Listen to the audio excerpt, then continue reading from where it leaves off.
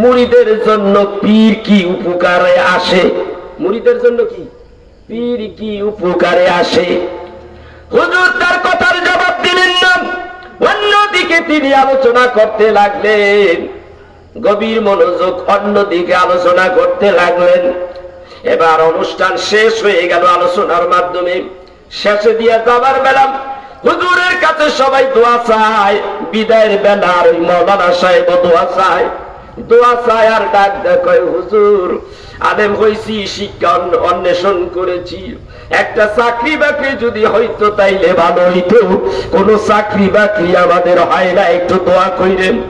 হুজুর করছে কি, 2 কলম লাগছে ওই কথার উপরে লেখা, কইছে এখান থেকে তুমি চলে যাবা বম্বে, তো আমার একটা মুরিদ আছে, ওই মুরিদের কাছে নিয়ে এই টোকেনটা দিবা। উনি চলে গেলেন সেখানে, তাই ওনার কাছে টোকেন দিছেন। আমার পিসাব এটা দিছে, আমি হে পিসাব যা লাগছে এটা হে ওনারও পিসাব। বলছে বাবা আমার এই মুরিদটা তোমার কাছে পাঠাইলাম, তো এই ছেলেটারে তোমার বাড়িতে জায়গা রাখো, উনি যেন একটু ঘুরে ঘাইরা যেন একটা চাকরির ব্যবস্থা করতে পারে। তো 1 মাস বা 15 দিন থাইকে যদি চাকরি তালাশ করে তাইলে কি হবে, তার একটা জায়গায় থাকতে হবে, বিদেশের বাড়ি, তোমার এখানে একটু জায়গা দিয়ে দিবে, এই গরম পানি আনাবার লিগা, এখন তোমার জন্য একটু জায়গা দিও। উনি জায়গা দিচ্ছেন, আমার হুজুর কইছে আপনি আমার পীর ভাই, জায়গা দিলেন। 1 মাস ঘুরবে, ঘোরার পরে কোনো চাকরি নেই, বিদায় হয়ে যাবে। ভাই পীর ভাইয়ের কাছ থেকে বিদায় হচ্ছে, ভাই চাকরি পাইলাম না, আগামীকালকে বিদায় হব। কেন? চাকরি পাইলাম না, থাকবো না। আপনি থাকবেনই না? বলে না। তা ঠিক আছে ভাই চলে যাবেন, আর কি করার আছে, আমি আপনার এই যাতায়াত ভাড়া বাবদ কিছু হাদিয়া দিয়ে দিলাম। হাদিয়া নেওয়া কি, দেওয়াও সুন্নত, নেওয়াও সুন্নত, কিছু হাদিয়া দিলেন। এই সাথে তার পীরের জন্য আবার আলাদা একটা হাদিয়া দিলেন, বাবা এটা আমার ভাই, এইটা আমার পীর সাহেবের কাছে পৌঁছে দিয়ে। কারে কয়? সৈয়দ আহমদ বেরলভী রহমাতুল্লাহ আলাইহি, তার পীর। যে ব্যক্তি না সলিমউদ্দিন কলিমউদ্দিন না মিয়া, সৈয়দ আহমদ বেরলভী বললেন এটা তারে দিয়ে দিও, আমার পীরের দিয়ে দিও। উনি আজকে বিদায় হয়ে গেলেন। আসতেছে আসতেছে আসতেছে রাস্তার মধ্যে গভীর মনোযোগ, আসতেছে আসতেছে আসতেছে বহুদূর আসলেন। আসতে আসতে হঠাৎ করে চাইয়া দেখে একটা গাছের সাথে একটা সাইনবোর্ড। কি দেখলেন? সাইনবোর্ড। সাইনবোর্ডের মধ্যে লেখা আছে একজন সুন্দরী নারী, সে দেহ ব্যবসা করে। দেহ ব্যবসা করে, ওখানে লেখছে আমার ভিজিট এত এক নাই। উনি করছে কি, ওই নারীর সুন্দরী রূপের কথা হলে বর্ণনা দেওয়া আছে, ওই দেখে ওইখান থেকে উনি নেমে গেলেন। ওই চলন্ত অবস্থায় সেখান থেকে বাহন থেকে নামলেন, নাইবা ওইখানে রয়ে গেলেন। রাত হইল, রাত্রে হলে ওই মহিলার বাড়িতে ঢুকতে 4টা পথ, ওই একটা পথ দিয়ে রাত্রে গভীরে টাকা নিয়ে তার বাড়িতে হাজির হবে। চোরে চাইয়া দেখতেছে উনি যেখানে যাবে, এমন সময় সৈয়দ আহমদ বেরলভী রহমাতুল্লাহ আলাইহি একটা তলবারি নিয়ে হেঁটে দাঁড়াই দিছে। সুবহানাল্লাহ কইবেন না? খাইছে রে, এই হেঁটে আমার পিচ্ছা পাইল কেমনে, এত দূরে, বহু দূর। তিনি ওখান থেকে চলে আসলেন। আবার কতক্ষণ পরে আরেকটা রাস্তা ধরলেন যে এইটা তো আমার ঢুকতেই হবে। তিনি ওই নারীর প্রতি ভালো আসক্ত হয়ে গেছে, এত সুন্দরী নারী। আরেকটা রাস্তা ধরছে পরে চাইয়া দেখে ওইখানে, আবারও চাইয়া দেখে তার পীর সৈয়দ আহমদ বেরলভী তলোয়ারি নিয়ে ওখানে দাঁড়িয়েছে। কাম সারছে, পীর সামনে দেখছে, আমাকে আর ভিতরে ঢোকার কোনো কায়দা আছে? আস্তে পিছের চলে এসে আরেকটু পর দিয়ে ওখানটা ঢোকে, চাইরো রাস্তায় এই অবস্থা, একই অবস্থা। সকাল হয়ে গেল।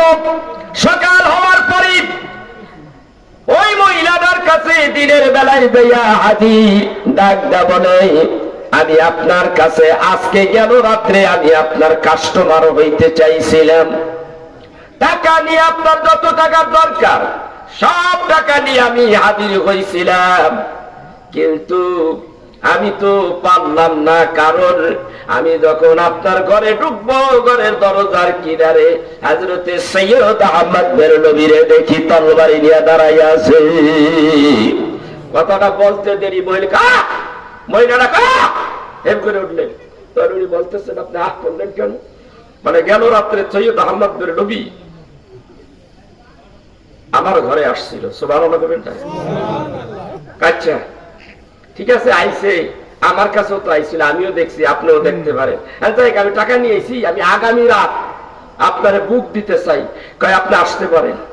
কি কয়? আপনি আসতে পারেন, আমার দরকার নাই টাকা। আর এটা হারাম কাজ। মহিলা কি কয়? এটা হারাম কাজ, এটা করা যাবে না। তবে আপনি আমার কাছে আসতে হইলে আমাকে হালাল করে বৈধ করে নিয়ে আপনি আসতে পারেন আমার কাছে। কয় ঘটনা কি? সুর পাল্টাইয়ে গেল? সুর পাল্টাই নাই, সৈয়দ আহমদ বেরলভী আমার তওবা পড়াইয়ে গেছে। আমার রুহানি হালাতে তওবা পড়িয়ে আমাকে মুসলমানের বাচ্চা বানিয়ে গেছে। আমি তওবা পড়ে আমি কেমন করে এই অকাম করতে পারি? আল্লাহ তিনি এই মহিলারে কয়েকদিন হইল অবস্থান করলেন। মহিলার সঙ্গে তার বিয়া শাদীর মাধ্যমে সেই মহিলারে চেহারা দেখে তো তার পাগল হয়ে গেছে। সেই মহিলারে বিয়া করলেন। বিয়া করলে কিছু খরচা কাটতে আছে না? খরচা কাটছি কই পাই? ওই যে হুজুর রে কি দিছে, হাদিয়া দিছে। ওই হাদিয়া গুলো হলে খাদর হয়ে গেছে। উনি বউ নিয়ে দেশে বাড়ি গেছে। এখন চিন্তা করতেছে আমি হুজুরের বাড়িতে আর যাব না, কারণ চোরের মন পুলিশ পুলিশ। কয় না, আমি যদি হুজুরের বাড়িতে যাই ওই যে টাকা খরচ করছি, কয় যাবো না, যাইতে চাই না। সপ্তাহানি পরে কাকা আমার কি হয়েছে? আমার যে হুজুর হাদিয়া দিছে আর আমি তো ভেঙ্গে পাইছি, হুজুর তো কিচ্ছু জানে না, আমি যাবো না কেন? এই যে তার ভিতরে আবার একটু মানে ই জাগলো। আসলে তো কথা ঠিকই আছে। সে হুজুরের বাড়ি দরবারে যায়, আসা যাওয়া করে। আসা যাওয়া করতে করতে করতে করতে একটা কথা আছে, বেশি বাইরেও না জ্বরে পিড়াইব, বেশি ছোট হইও না ছাগলে খাবে। আছে না কথা এরকম প্রবাদ? উনি ওজোর মানুষ তো একটু ফটেং ফটেং বেশি করে। উনি আগের তো একটু ফটেং ফটেং ওই যে একটা করিয়ে গেছে মনে আছে কি? এখন আজকে হুজুর রে কইতে আছে এই 2-4 রওনা যাইতে আইতে আজকে কয় হুজুর একটা প্রশ্ন ছিল আমার, গত টার্মেও আমি প্রশ্ন করেছিলাম, জবাব আপনি দেন নাই। আজকে আমি আপনার কাছে প্রশ্ন করি, আমি মুরিদের জন্য পীর সাহেবের কি উপকার হবে? একজন মুরিদের জন্য পীর সাহেব কি উপকারে আসে? সৈয়দ আহমদ বেরলভী লাঠি দিয়ে তারা দিতে লাগলেন। এরপরও তুই বুঝতে পারলি না? এরপরও তুই বুঝতে পারিস নাই একজন পীর, একজন মুরিদের মুরিদ পীর মুরিদের জন্য কি উপকারে আসতে পারে? এখন তোর বুঝে আসে নাই। তুই তো সর্বনাশ করে ফেলেছিলি। তুই যেভাবে এই নারী আসক্ত হয়ে অবৈধভাবে তার দরজায় পর্যন্ত চলে গেছি, ওইখানে যদি আমি সৈয়দ আহমদ বেরলভী না থাকতাম তাহলে মহাকবিরা গুণা হয়ে যেত।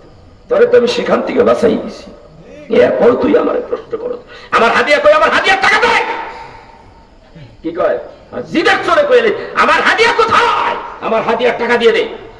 এই কইছে বলে তোর মাথা খারাপ হয়ে গেছে। মাথা খারাপ হয়েছে ওরা পাও 10 দাবাই হুজুর ওরা মাফ করে দেব। এটার নাম আধ্যাত্মিক জ্ঞান, এটার নাম তাসাউফের জ্ঞান, এটার নাম ইলমে মারিফতের জ্ঞান। ভাইরা, একজন কামিল পীর কি করতে না পারে এ বিষয়ে ঘন্টার পর ঘন্টা আলোচনা করে রাত শেষ করে দেওয়া যেতে পারে। একজন কামিল পীরের কাছে তাওয়াজ্জু আছে। বড় পীর সাহেব আব্দুল কাদের জিলানী রাহমাতুল্লাহ আলাইহি সোরের কুতুব বানাই দিছিল, ইয়ামনের কুতুব বানাই দিছিল। কেমনে? কতটুকু সময় লাগছে? 1 সেকেন্ড লাগে নাই। খালি আপনি চাইছে, সাথে সাথে সোর ইয়ামনের কুতুব হয়ে গেছে। বুঝতে পেরেছেন? আল্লাহর ওলিরা পারে, কিন্তু আমরা তা বুঝি না। তাহলে বাবা, আপনারা যারা আসছেন এই দরবারে তাদেরকে আমি বলবো সবাই আদব মেনটেন করে চলবেন, আদবের হালাতে থাকবেন, বেয়াদব হবেন না। তো দরবারে আসলে আদব শিখে যাবেন। আর আপনি নামাজ, রোজা, হজ, যাকাত কিছুই দেন না, নামাজও পড়েন না, আচ্ছা তাইলে বলবেন হুজুর আমারে আপনি কি সবক দিবেন? আমি তারে বলবো আগে নামাজের কথা কব না, আমি তারে আগে আদব শেখ। আগে তারে কি শিক্ষা দিব? নামাজ বাদ দে, পরে পড়িস। আগে তুই আদব শেখ। আদব শেখলেই আদবকে আল্লাহ ভালোবাসে, আদবওয়ালাকে নবী ভালোবাসে। যার ভিতরে আদব নাই তার নামাজ রোজা কোনো কাজে আসবে না। আগে যে ব্যক্তি আদব শিখবে সেই ব্যক্তি, আদবওয়ালা ব্যক্তি কোনোদিন নামাজ ছাড়তে পারে না, সেই ব্যক্তি রোজা ছাড়তে পারে না, সেই ব্যক্তি ইসলামের আইন কানুন কোনোটাই সে বাদ দিতে পারে না। সেই জন্য বাবা, আদব এমন একটা জিনিস, বিশ্বের যে কোন জায়গায় যাবেন আদব নিয়ে আপনার বিজয় হবে। আর বেয়াদব এই ঘরের দরজার হয়ে গেলে বউসটাই বোধ যায় বেয়াদব রে। এরপরে বাকিগুলি তো আরো কত বিপদ আছে।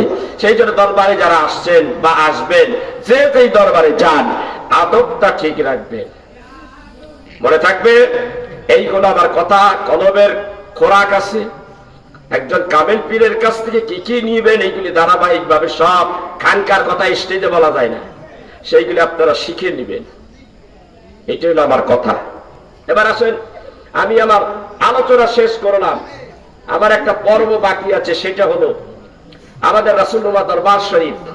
এই রাসূলুল্লাহ দরবার শরীফের আমি একজন খলিফা, আমার বাবা 4 তরিকায় আমার খেলাফত দিছে। মেহেদীপুর দরবার শরীফ থেকে 4 তরিকার খেলাফত পাইছি। এরকম বাপের ডাবাইয়া, বাপের ডাবাইলে তো বাপের ডা দিয়ে দিতে পারে, বাপে পোলারে দিতে পারে, এটা না জানি কইতে পারে আমি আরেক জায়গায় তো আমারে দিছে, বেড়ায় মনে করি আমি চাই নেই। তাহলে 2 জায়গায় আছে, জৈনপুরের দাও আছে, জৈনপুরের দাও আছে, আবার আরেকটা দরবারেরও আছে। আমি এরকম 4টা দরবারের থেকে খেলাফত পাইছি। এখন বাবা, আমি আমার দরবারের পক্ষ থেকে আমি খলিফা, আর নূরে গাউসিয়া দরবার শরীফের আমার আব্বা হুজুর কিবলার খলিফা পীর সাহেব বাবাই নাই, তিনি তার মুরিদ।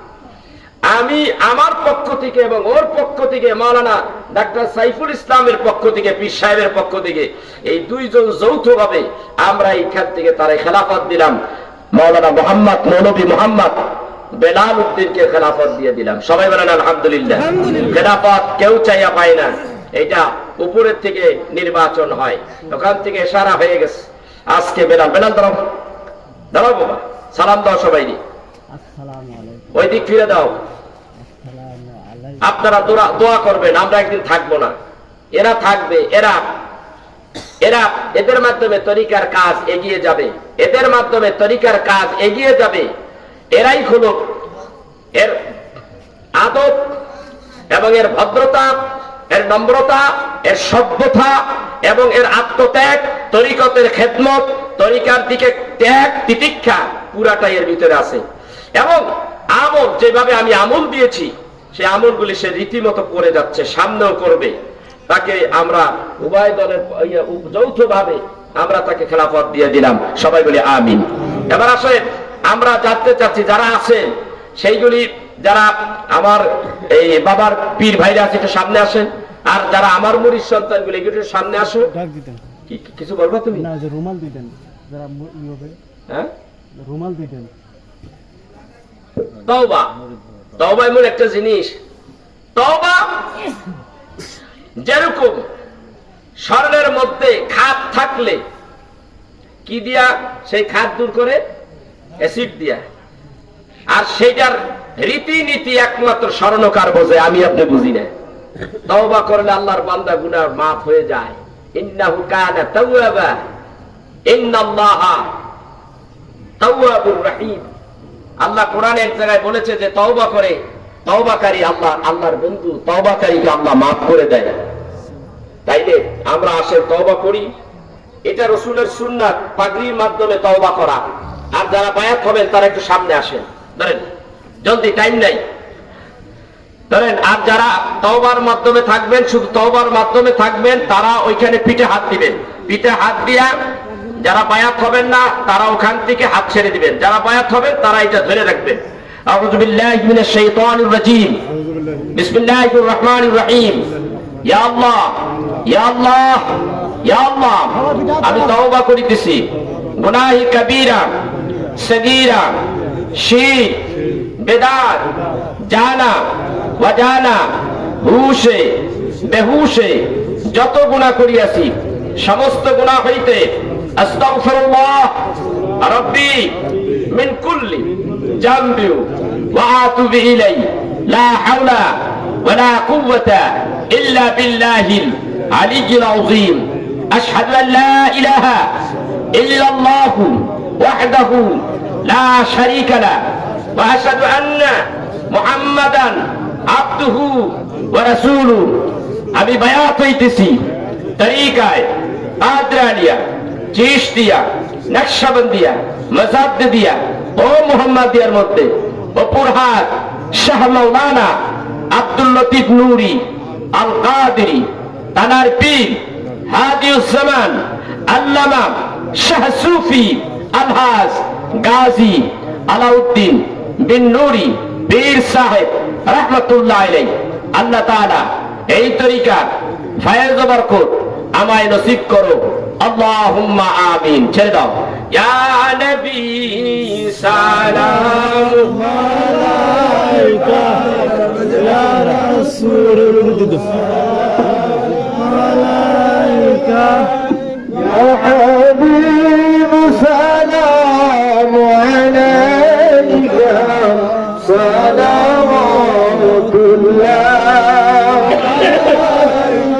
ইয়া রাসূলুল্লাহ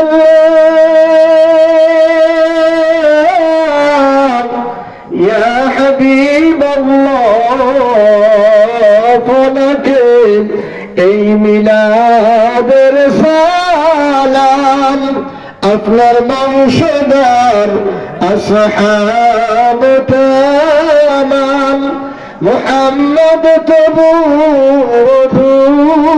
নাম ইয়া নবী সালামু আলাইকা ইয়া রাসূল সালামু আলাইকা ইয়া হাবিব সালামু আলাইকা সালাওয়াতুল্লাহ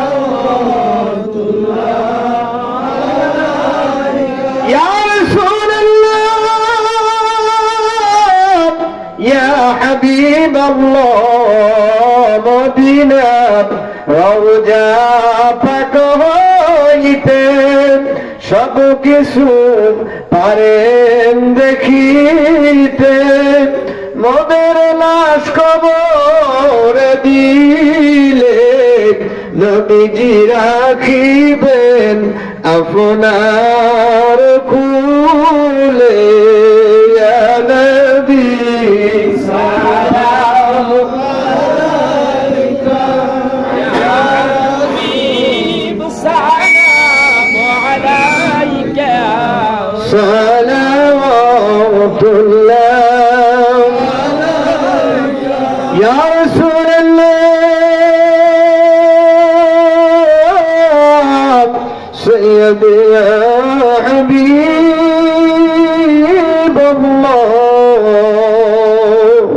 উম্মতের বেদনায় আপনি কান্দিতে দিবস রজনী, শুনাইলেন তাওহীদের বাণী, আমরা চাই আপনার কদম দুখানি, ইয়া নবী সালামু আলাইকা ইয়া রাসূল সালামু আলাইকা ইয়া হাবিব সালামু আলাইকা সালাওয়াতুল্লাহ ইন্নাকা আনতাল ওয়াহ্হাব, اللهم اغفر لي وارحمني واهدني وعافني وارزقني وتوب إلي إنك أنت التواب الرحيم। পরওয়ারদিগার, গুনাহগার পাপী বান্দা আমি, কতগুলি আশিক আরিফ মাহবুব বান্দাদের নিয়ে দুইটা হাত বাড়াইলাম। আল্লাহ মেহেরবানি করে জীবনের গুনাহ মাফ করে দাও। আল্লাহ এত গুনাহ হয়ে গেছে, এই গুনার কথা তো মা বাবাই জানে না। মা বাবা যদি জানতো তেজ্য পুত্র করে দিত, ছেলে বলে পরিচয় দিত না। আল্লাহ আমার গুনার কথা ছেলে মেয়ে জানে না, যদি জানতো কোনদিন আব্বা কইয়া ডাক দিত না। গুনার কথা তো বিবি জানে না, যদি জানতো কোনদিন স্বামী বলে পরিচয় দিত না। গুনার কথা দেশবাসী জানে না, যদি জানতো রে আল্লাহ তাহলে দেশের থেকে ঘাট ধাক্কা দিয়া বাইর করে দিত। আমাদের গুনার কথা আল্লাহ কেউ জানে না। আল্লাহ তুমি জানতে তো বাকি নাই। আল্লাহ তাআলা তোমার হাবিবের উসিলায় আমাদের জীবনের গুনাহ মাফ করে দাও। আল্লাহ তোমার নাম গফুরুর রহিম। আল্লাহ তুমি মাফ করনে ওয়ালা, আমাদের সবাই তুমি মাফ করে দাও। হাদিয়াটুকু কোটি কোটি গুণ বাড়াইয়া এই রসুল্লুমা দরবার শরীফ সংলগ্ন গাউসিয়া নুরিয়া সুন্নি মডেল মাদ্রাসার পক্ষ থেকে আল্লাহ রে মাগরিবের নামাজের পর থেকে এই পর্যন্ত আল্লাহ আলোচনা জিকির আজকার দুরুদ ও সালাম আল্লাহ তরিকাতের কিছু আলোচনা আল্লাহ যা কিছু হলো বেয়াদবে বলতে মাফ করে কোটি কোটি গুণ বাড়াইয়া হাদিয়াটুকু সোনার মদিনায় পৌঁছে দাও আল্লাহ। সোনার মদিনা সত্যি তো সোনার মদিনা আল্লাহ চোখের সামনে দেখি জালি মুবারক সোনার মদিনা আল্লাহ যেখানে গেলে কলিজাটা ঠান্ডা হয়ে যায় পৃথিবীতে কোন জায়গায় শান্তি নাই সুখ নাই মদিনায় গেলে সুখ পাওয়া যায় মদিনায় গেলে শান্তি পাওয়া যায় আল্লাহ রে মক্কা মদিনায় মক্কায় সুখ আছে চোখের পানি নাই চোখের পানি সহজে আসে না এমন কোন হাদি নাই মদিনায় গেলে ডাক ও মওলা মদিনায় তোমার হাবিব ঘুমাইয়া যায় যখন জিয়ারত করতে যাই না তখন দেখি এমন কত মানুষ আছে নবীজির সালাম দিতে দিতে টাস করে পড়ে বেহুশ হয়ে যায় আল্লাহ মদিনায় এমন একটা শান্তির জায়গা রে আল্লাহ আমার মদিনায় যাওয়ার তৌফিক দিয়ে আমাদের সবাই মদিনা কামলিওয়ালা নবীর জিয়ারত করার তৌফিক দিয়ে দাও আল্লাহ মদিনায় না গেলে বোঝা যায় না প্রেম ভালোবাসা কি জিনিস মদিনায় না গেলে বোঝা যায় না যে সংসার জীবন কত ভয়ঙ্কর জিনিস আল্লাহ আমাদের সবাই মক্কা মদিনা জিয়ারত করার তৌফিক দাও আল্লাহ। মদিনার রওজাতুল আতারের কাছে আবু বকর ওমর ঘুমায় আছে তাদের পাক রূহ ভরে পৌঁছে আল্লাহ রে মদিনার একটুই উত্তর পাশে জান্নাতুল বাকি 10,000 সাহাবী নিয়া হযরতে মা ফাতিমা উসমান গনি আরো কত সাহাবা আজমাইন তাবিন তাবে তাবিনরা ঘুমায় আছে আল্লাহ রে ওই জান্নাতুল বাকির সবার রূহ মুবারকে পৌঁছায়া দাও আল্লাহ। আম্মা জান মা খাদিজা ঘুমায় আছে মক্কা নগরে জান্নাতুল মুআল্লা অসংখ্য সাহাবী নবীজির পূর্ব পুরুষ কলেজদেরকে নিয়ে ঘুমাইছে তাদের পাক মোবারকে পৌঁছে দাও আল্লাহ। কাজ করে সমস্ত সাহাবা আজমাইন তাবিন তাবে তাবিন সালফে সালিহিন চার মাযহাবের চার ইমাম চার তরিকার চার পীরের পাক মোবারকে পৌঁছে দাও আল্লাহ। খাস করে হাদিয়াটুকু পৌঁছে দাও সৈয়দ আহমদ বেরলভী সুবিনুর মোহাম্মদ নিজামপুরি সবিবাতে আলী ওয়াইসি ফুরফুরার হুজুর কাবলা জয়পুরের হুজুর কাবলা দাদা হুজুর কাবলা আব্বা হুজুর কাবলা আল্লাহ তাদের পাক রূপবারে পৌঁছে দাও ও আল্লাহ।